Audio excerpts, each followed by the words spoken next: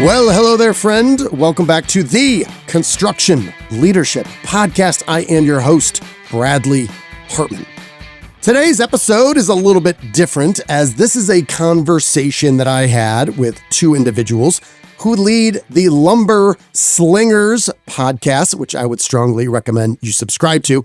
And those individuals who lead that podcast are Natalie Heacock, she's the president of Patrick Lumber, and Chelsea Zuccato, who is a sales manager at Patrick Lumber. Patrick Lumber was founded in 1915, and they are a secondary manufacturer and exporter of niche, high-grade wood products.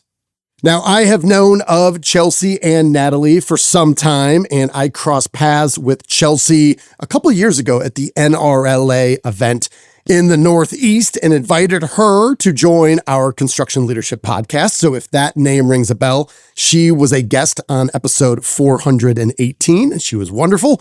And from that conversation, we decided to spin the tables and put me on the other side.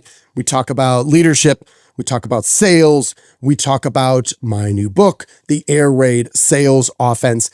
And it was a really fun conversation. I think you will enjoy it.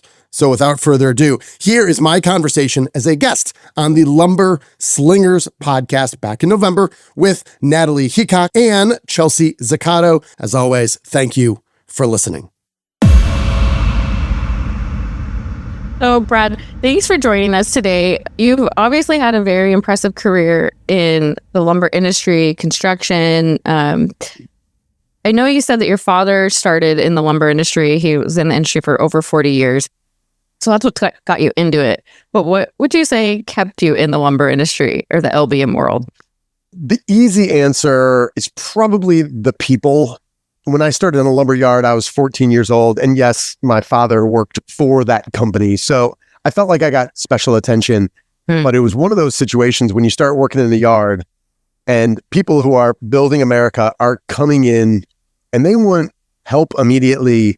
And they're appreciative of that. And just while it is low level kind of grunt work of just sprinting around the yard trying to help contractors, I saw immediately like the impact I could make. So I really kind of fell in love with it there. When we had Spanish-speaking customers come into the yard, you know, I was the dumb kid who had one semester of, you know, high school Spanish and was like, why wouldn't I try to speak this language? And to be able to see their response and then to see, oh, I was contributing. And then they would tell the manager like, hey, that kid who sort of speaks Spanish, like, hey, he's doing a good job. And then I got some positive affirmation there. And then when I moved into being a carpenter's apprentice, just being able to build things and to have something really tangible that I could say I was part of that. And growing up playing sports, construction to me was like the most obvious way to continue to be on a team where you had to contribute, had to be accountable. You really had to communicate well. And I kind of fell in love with all of that. And I feel really lucky to continue to do that today as well. Yeah, at 14, I can't imagine that doing manual labor was something that you were excited about. I'm sure you learned a lot of lessons, but looking back at that time of your life, do you have any moments, like any aha moments of like, wow, this really shaped me in this direction? Or, you know, at the time, this was really hard and I hated it. And now I wouldn't trade that because I learned, you know, X, Y, and Z. Yeah, it's a great question. I learned early on, there's lots of parts and pieces in a yard. And this may or may not stun you, but at some lumber yards, the training of 14-year-olds who work in the back there isn't super extensive. So I realized I had to know the most common stuff, but I didn't know all of it. So every day when somebody would ask for something that might not be, you know, one of the top 20 SKUs, I would just feel like an idiot. And I realized early on, okay, there's a finite number of products that are back here. And I don't really know where they go in the field, but if I ask these folks, hey, where would you use this? In a week or two, I wouldn't be an expert, but I could know almost all this stuff back here. And it just kind of taught me just a little bit extra preparation and knowledge. Could immediately get rewarded for that when a contractor came in and said, hey, I want something that's a little bit weird. People don't get this very often. Maybe it's in the back corner. You probably don't know about it. And I knew exactly what it was. I kind of got that positive feedback loop from learning the details and then being able to help people and get them back on the job site faster is something that I really enjoyed. And not only that, but you learned that you asked, you weren't too prideful to ask. I think a lot of people get hung up on that feeling, especially in the lumber industry, selling a lot of different products and product SKUs. And you're in this position, you feel like you should know everything. And if you ask, then you're showing that you don't know. But look what you learned from it, and how and where it got you. So that's an important lesson to learn early as a 14-year-old. For sure. You worked in a lumberyard and then you became an apprentice carpenter. Was that next? Yeah, so I kind of bounced around wherever Siegel's Home and Building Center in the Chicagoland area. So wherever they needed help every summer and winter break, I was working. So worked in a lumberyard. I molded windows for a summer. I delivered cabinetry. I worked in their component plant. So I got to see several different sides of the industry. And it was kind of there I realized, all right, I love this. I love being out. I love solving problems. I like seeing stuff that's very tangible and know I'm helping. And the next kind of step there was we had a family friend who was a carpenter, and he did everything except he didn't pour concrete, he didn't hang drywall, and he didn't roof. Everything else he did like by himself. Wow. It's him and me. And I just realized what craftsmanship looked like and how amazing he was very ordinary and real kind of salt of the earth, but he was so skilled and so passionate about the craft of what he was doing. I also realized being outside under the elements, 0 degrees, it's windy in Chicago, it's freezing cold. I realized that this type of exact work is not for me. I wasn't tough enough. But I'm like, I'd like to manage the people that do this work. So that kind of shaped kind of where I would head next, and ultimately ended up at Pulte Homes. And so Pulte Homes was that after you were a quarterback for a little bit? That was after college? It was. So that was my first full-time job. Yes. So I was a failed college quarterback at Eastern Illinois University. The only highlight to speak of was I got in one game, I threw exactly one pass. I broke exactly one wrist on that pass. And then I decided my NFL dreams weren't coming true. But before I left campus, I hosted a recruit from the state of Wisconsin who turned out to be Tony Romo. So, oh my gosh. The punchline is he came, I left. And, he's done pretty well for himself. Buds. Did you hang on to that relationship or what? I did not. I wish I did. No, I kind of hated him at the time. He killed my dreams. And then I wanted to go to the NFL and he did. I say with a little bit of alcohol, therapy, and time, I've come to root on Tony Romo in his second career as a commentator. So. If I could give you any consolation, I do not like him as a commentator. He's the one guy that really annoys me, but might be because I'm a Chiefs fan. So he's always hard on them. Well, let's not bring that up. Let's not go there right now. That's not going. No one wants to talk about the Chiefs today. No. I know. I mean, it's like the Patriots after a few years, right? So after that, you went and you built over 1,000 homes is something that you said, and then. So let's talk about that a little bit. Could you expand on that experience and how that kind of shaped your career moving towards where you're at right now? So my last semester in college, I lived in Guadalajara, Mexico. So I majored in Spanish. And for a tall, skinny ginger, that's somewhat non-obvious, but it was immediately applicable to hit the job site. And, in the Chicagoland area at that time, probably 70% of all the workers there were Hispanic, and many of them preferred to speak Spanish. So understanding the culture, being bilingual was a huge advantage to me. And this was, the early days. So this is 2000, 2001, when we were just buying a couple hundred units at a time, giant tracts of land, and just putting up these homes and closing 1 or 2 a day. So it was a great laboratory to really understand how homes were built. And I started in customer service and quickly moved up as a superintendent, and then a project manager, and then an area manager. And we had this amazing Del Webb project where we sold over 400 homes like in 6 weeks as the economy was crashing. So like the cracks were showing, and we were the one place that was still selling. That almost killed me. And at the end of that, I said, it's not fun anymore. I'm open for a change. And they said, would you want to go into purchasing? So I moved into an area purchasing role, and that's where I got to see the best and the worst of sales professionals in our industry when, 100% of the time I was buying. So it's no question about whether or not I'm going to buy interior trims and doors and windows. I was. The question was, would I buy them from you or somebody else? And it was just a fascinating way to see how people introduce themselves, became influential, proved to be useful, or just really had no sales methodology.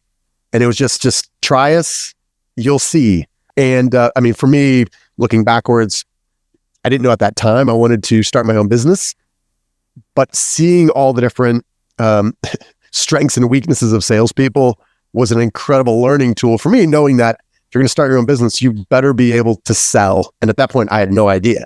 So that's where I got to see a lot of folks from all across the country. And you wrote your first book based off of that experience. Is that correct? I did. So I started, so the Great Recession was underway, and 80% of the homes we weren't building, 80% of the people that I worked with were gone. And for reasons I don't want to think too deeply about, like all the talented people left. They went to go do something else. And I was one of these schmucks kind of holding the bag with 4 monitors, working on 6 Excel spreadsheets at the same time, trying to figure out how we contract labor and material for Pulte. And there were certain aspects of my previous job that I loved. That was training, that was kind of public speaking, that was more on the creation side. And I was getting my MBA at the time, and I was thinking what would I love to do? But I knew once I'd, crossed that transom, I would have to learn how to sell, and I didn't. And being in purchasing is the opposite of selling. Everybody thinks you're smart. Everybody thinks you're funny. Everybody compliments your haircut. Everybody returns every phone call immediately. And I knew I suspected once you got on the other side, things would be a little bit Not the same, I'm telling you. That's how I feel as CFO. It's different type of purchasing, but everyone sees me as the purchaser. Correct. You're the head purchaser. It's honestly exhausting. It's exhausting. I cannot do one more lunch. I don't want food at this point. I actually would prefer to be left alone. Send me to Mexico. You know how you can be most useful? Just leave me alone. Yes. Let me be. Yeah. So I started collecting voicemails, and Natalie, you go through this now, I'm sure. You get 20 emails, you got 10 voicemails, and you have 15 minutes worth of work. There's some sort of calculation that happens where you decide, here's who I'm going to call back, and here's who I'm not. So I started trying to kind of reverse engineer that. So I was saving these voicemails, just trying to figure out, okay, someday I'm going to be the other guy. And people are going to ignore me. How do I break through? How do I differentiate myself? How do I move myself up in that pile? So I started kind of just saving all these things. And I had this giant manila folder of all these emails. I'm never do this. This is really interesting. We paid a 20% premium to work with this guy. So I started saving all of those.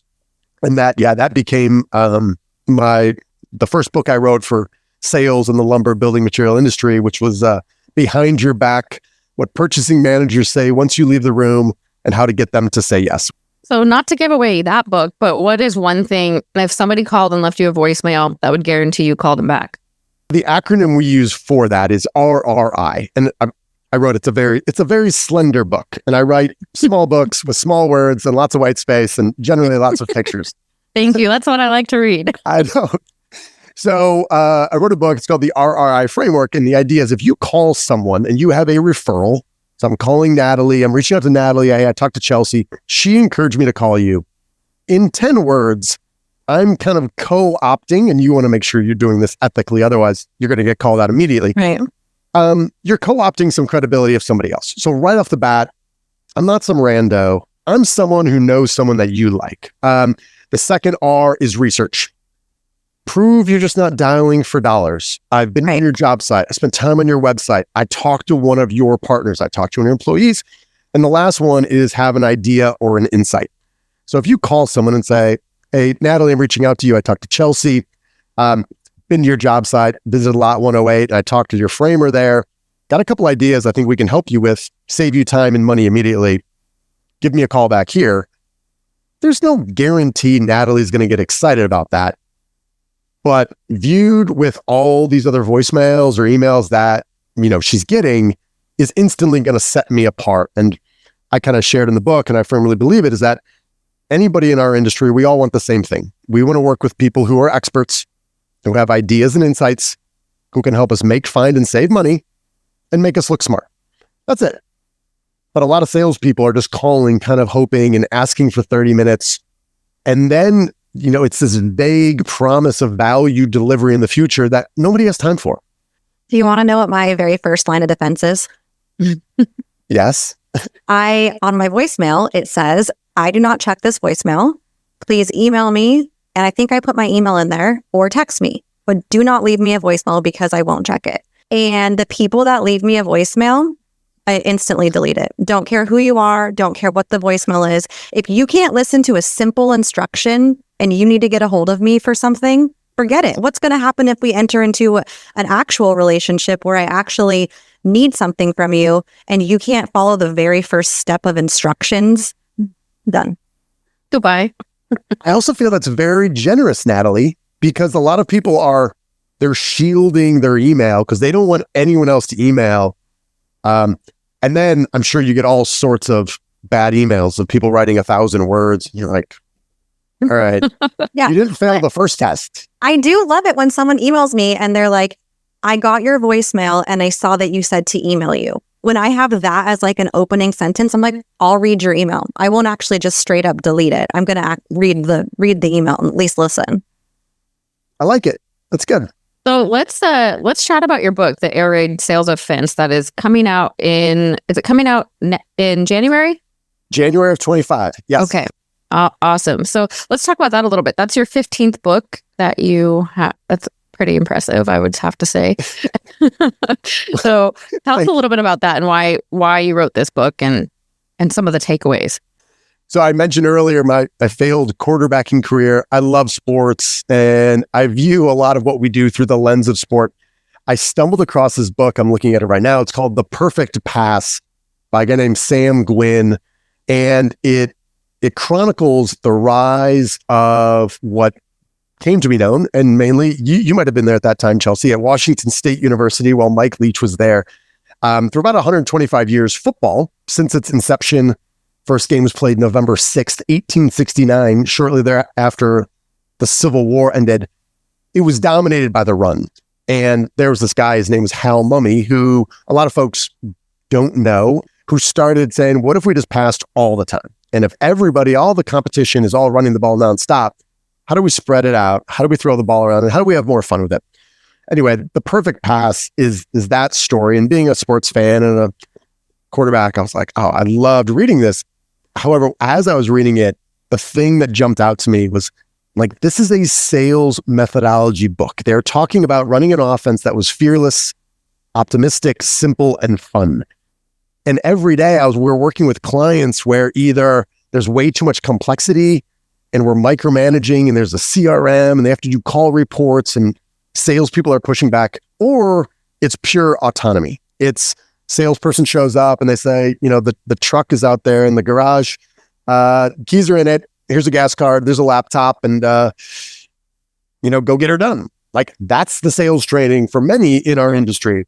Yeah. And there wasn't anything in the middle. And meanwhile, I'm like, why don't you have like a 5-step sales process to make it predictable and repeatable? And so we were starting to do these things with our clients. And I started buying that book. I probably bought 150 copies of that book. And I said, read this book. It's a football book. We're going to take the sales elements from it. So the Air Raid Sales Offense is kind of taking those principles of the Air Raid, being really confident and fearless, knowing that you can kind of score from anywhere at any time, not being afraid to go after your number one competitor's best customer if you believe you can deliver more value. And how do we go on offense with that?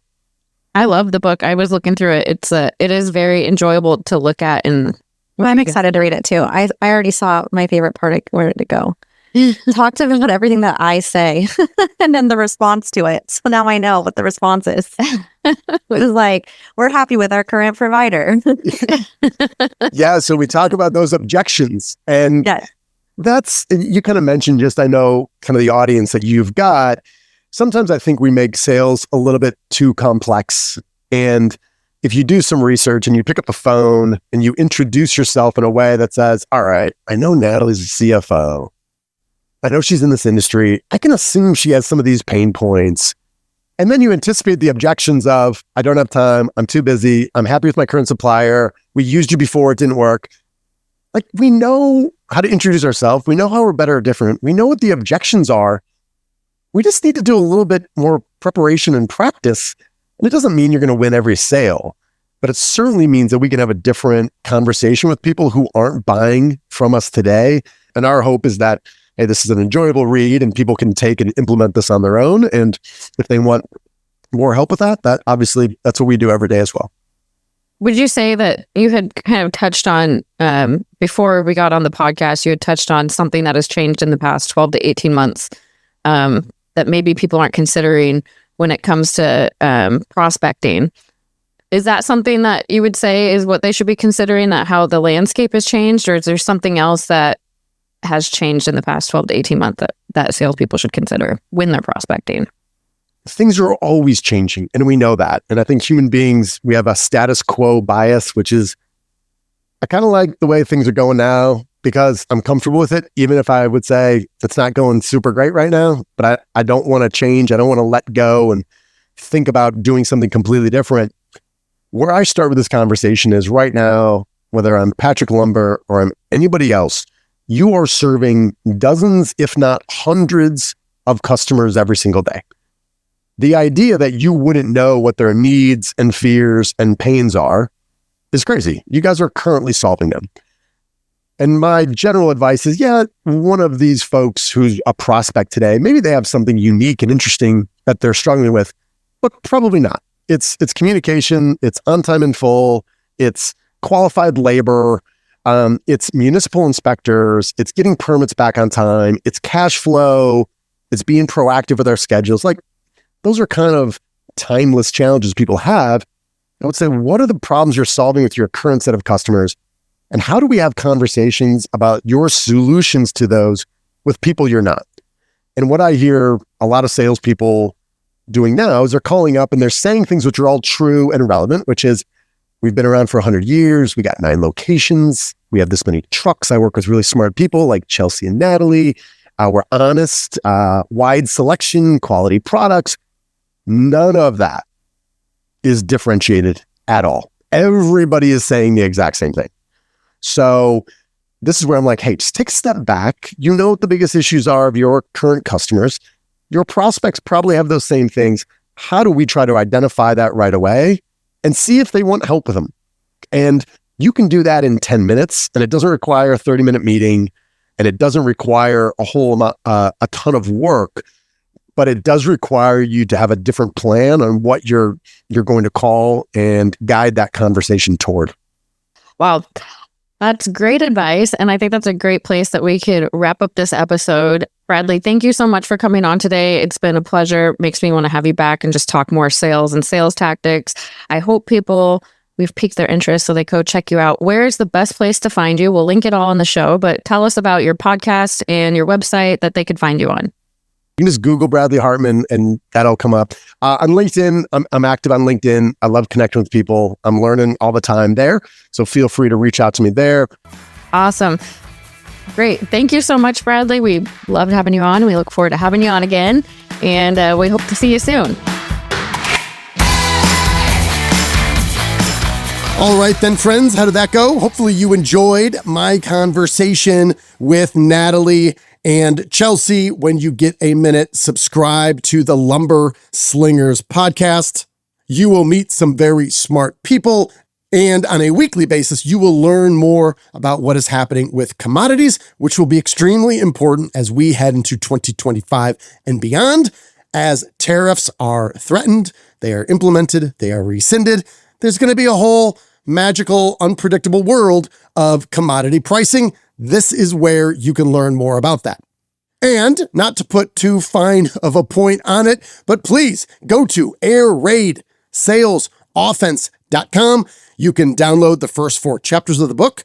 You can listen to a portion of the audio book, and then you should absolutely buy one of them, if not both of them, the audiobook and the print book, as I believe it will change your life. That's right. We have had some great feedback already from people who have purchased it and have implemented some of the skills, and I'm proud of it. So again, that is airraidsalesOffense.com. That's all I got. We're closing out. You, my friend, you're owed nothing. Deliver value first. Make it a great week.